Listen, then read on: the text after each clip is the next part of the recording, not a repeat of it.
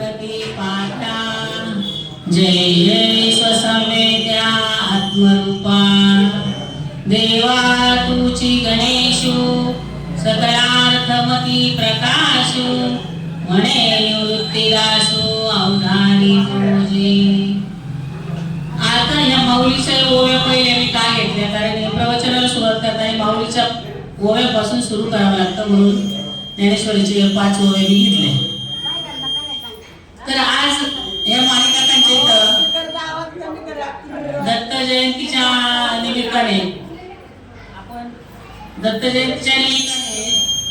आता मला तरी वाटतं म्हणजे 5-6 वर्ष झाले आपण दत्त जयंती साजरी करायला येतोय.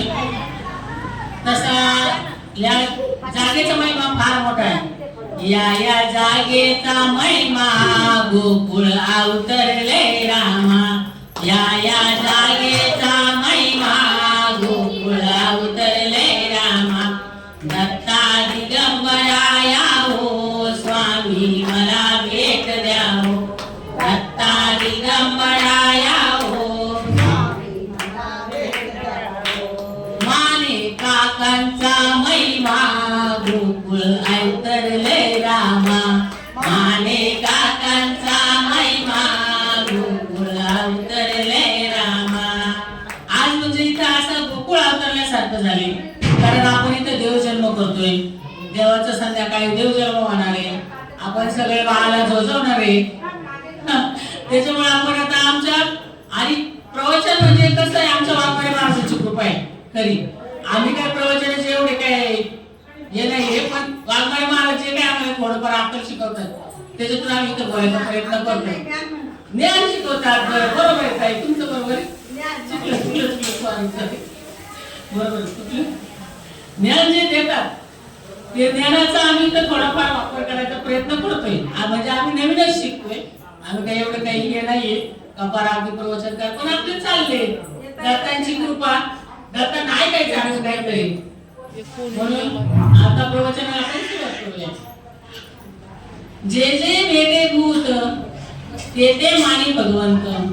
तो माझा भक्ती योग निश्चित जाण माझा असं माऊली म्हणतात.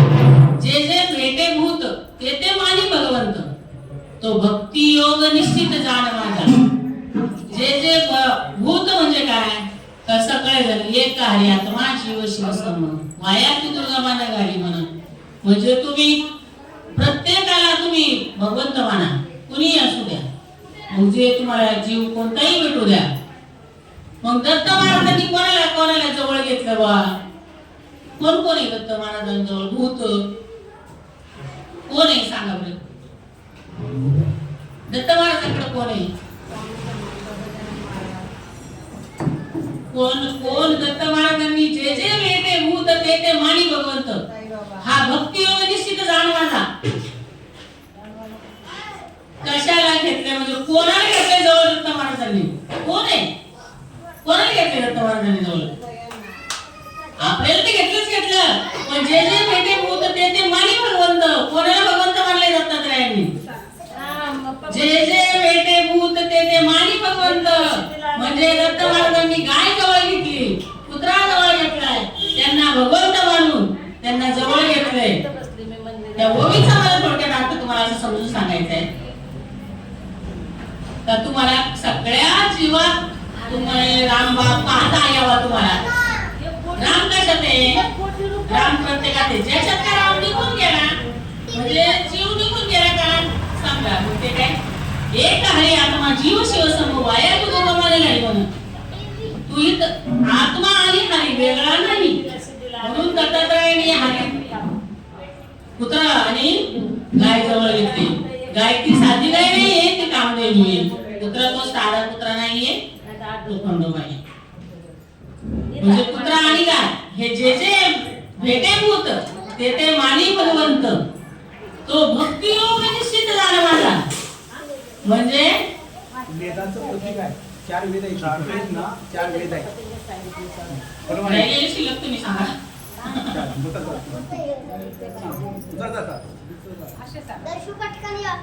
आता हे आपल्या वारकरी संप्रदायाचा जो काही उगम आहे तो कसा झाला म्हणजे वारकरी संप्रदाय आपण जे आता आपण दररोज येत होतं या नाही या तुम्ही तुम्हाला काय माझ्या ते म्हणून विसरून गेलो इंद्राणी माणूस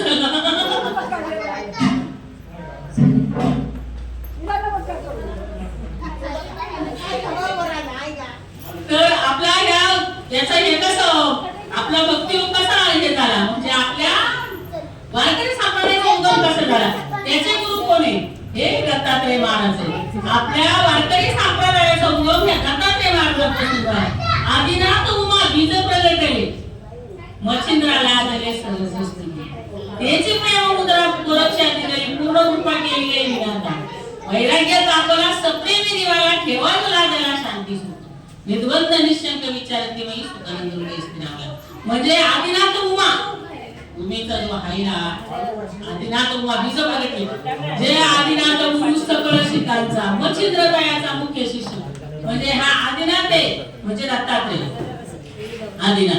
आदिनाथ गुरु आपण रोज हरिपाठ म्हणतो सकळ सिद्धांचा मच्छिंद्रदयाचा मुख्य शिष्य म्हणजे एकदा काय झालं पार्वती आणि शंकर अशी विहार करत होते कैलासात विहार करता करता पार्वती म्हणे मला महाराज सांगाल कशी तुम्ही कारण की तुमच्या ह्या संप्रदायाचं मूळ मला तुमचं हे गुह्य ज्ञान काही म्हणल्या बसला मलाही ते आपल्याची शब्द म्हणून ज्ञान गुह्य ज्ञान सांगा पार्वती म्हणे मला शंकराला म्हणे मला तुम्ही गुह्य ज्ञान सांगा का हे तुमच्या संप्रदायाचं काय तुम्ही का स्मरण करता श्रीराम जय जय राम भजन करी माझे राम पूजी सदाशिव सदाशिव राम पूजी सदाशिव तुम्ही का बरं सारखा असो रामाचं भजन करताय मला सांगा ते रामाचं काय चालले रामाचं भजन का करताय सांगा मला त्यावेळेस प्रभू शंकर महाराज काय म्हणले हा सांगतो पार्वती तुला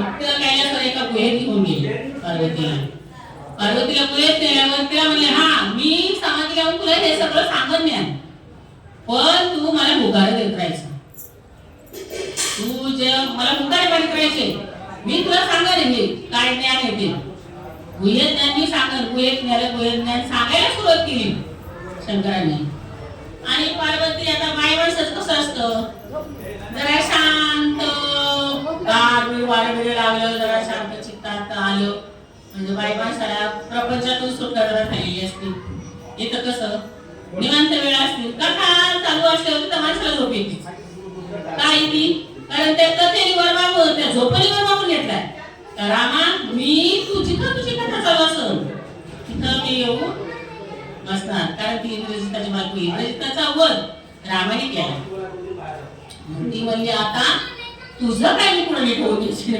जिथं कुठं कथा चालू असेल तिथं मी येऊन प्रत्येकाने त्या माणसाच्या डोक्यावर बसणार थोडक्यात बसली आता माझ्या मैत्रिणीच्या डोक्यावर आता लगेच बसली म्हणून ती कधीच नक्की झोपली ती बघा तुम्ही तमाशात येणार नाही पिक्चरची गाडी चालू असते येणार नाही डान्स असते येणार नाही नाटक चालू असली प्रवचन चालू झालं कीर्तन चालू झालं का झोपल्या मग ती तिथं श्रीरामाचं पण काय बोलतो श्रीरामाने वध केला म्हणून तिला तो ठार मग ती झोप आली पार्वतीला आता माझं आपण सांगतात का काय आपलं हे गुह्यज्ञान सांगायला सुरुवात केली आपल्या वारकरी संप्रदायाचं जे काय पांडुरंगाचं रामाचं महत्व सांगायला सुरुवात केली याने शंकरांनी पार्वती उकार देता देता देता देता झोपी गेली तिथे एक मासा होता तो मासा त्या गुहेच्या कडेला पाणी होतं त्या कोपऱ्यात तो मासा होता तर माशाने त्या अर्ध ज्ञान ऐकलं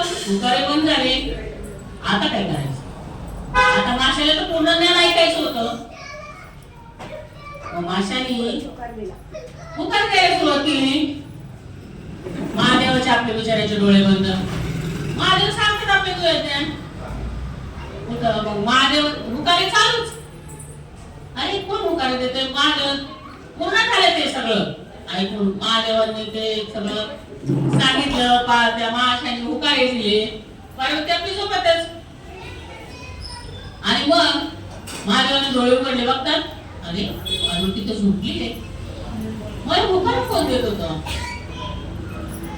म्हणून मग महादेवांनी म्हणले जो कोणी असन त्याने माझ्या समोर यावं आणि ही माझी कथा ऐकली तर त्या कथेचं जगात जगात त्याचा प्रचार प्रसार व्हावा त्या वारकरी संप्रदायाचा. म्हणून महादेवाने माशाला सांगितलं पुढे या तुम्ही. मासा भुकाळलेला तो कोणी असेल तरी पुढे या. मग भुकाळलेला मासा होता. मासा पुढे आला. पुढे आल्यावर मग माशाने त्यावेळेस त्या माशाला त्या घरात म्हणून माशाला जी जी आजची ओवी घेतली, जे जे भेटे भूत ते ते मानी भगवंत. तो हा भक्तियोग निश्चित जाणवायला. जे जे भेटे भूत, काय भेटलं महादेवाला? भूत म्हणजे मासा भेटला पहिला. मासा भेटला. जे जे भेटे भूत ते ते मानी भगवंत. महादेवाने त्याला भगवंत मानलं, त्याला सगळं ज्ञान दिलं, त्याचं सगळं व्यवस्थित त्याला आपल्या वारकरी संप्रदायाची सगळी रचना सांगितली. त्याच्यातून त्या माशापासून मच्छिंद्रनाथाचा जन्म झाला. म्हणून आदिनाथ गुरु सकळ सिद्धांचा मच्छिंद्रकायाचा मुख्य शिष्य. मच्छिंद्राने पद गोरक्षाशी केला, गोरक्ष ओळखला गेला. गहिनी प्रसादे निवृत्ती राहतार ज्ञानदेवा सारच होते. मग ज्ञानदेवापासून आपण ज्ञानदेवाचे चेले, ज्ञानदेवापासून आपल्याकडे हा आपला या धर्म म्हणजे आपण वारकरी संप्रदाय आपला चालू झाला. असा जे जे भेटे भूत ते ते मानी भगवंत. हा भक्तियोग निश्चित जाणवाना. असं महादेवानी आपल्या आदिनाथ याचं हे झालं. हा मग आदिनाथ गुरु सकळ सिद्धांचा ना, आदिनाथ गुरु सकळ सिद्धांचा मच्छिंद्रकायाचा मुख्य शिष्य. मच्छिंद्राने बोध गोरक्षाशी केला, गोरक्ष वळले. तसंच ते मध्ये पुढे चालला ना तो आपला पंथ. परत राहिले आपल्या दत्त महाराज. पहिले शिकरी कुठे बसले? योगी पैशाला पहिले शिकले कुठं बसलाय? पहिले शिकले दत्त महाराज. पहिले शिकले कुठं बसले दत्त महाराज? वा, आता जाऊन आला म्हणून लक्षात गेले.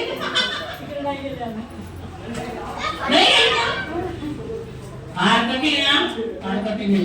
पण साजीवंत दत्त महाराजांची तिथं समाधी आहे. आणि तिथं तुम्हाला काही गुन्हे नाही, काय गुन्हे मजे ते ठेवले काही. जो दत्त महाराजांची सेवा करेल ना, काही गुन्हे नाही. कोणी करू द्या, वय विजय जाय करू द्या, नाही तर विजय करू द्या, नाही तर मारे काका करू द्या, कोणी करू द्या. सगळं तुम्हाला परमेश्वर इथे देतोय बघा. तुम्हाला काहीच कमी नाही तिथं. तुम्हाला परमेश्वराने सगळं पोटभर ठेवलेलं नाही. मग आता ही आपली आरती कोणी येईल? दत्ताची, दत्तात्रयाची आरती कोणी येईल?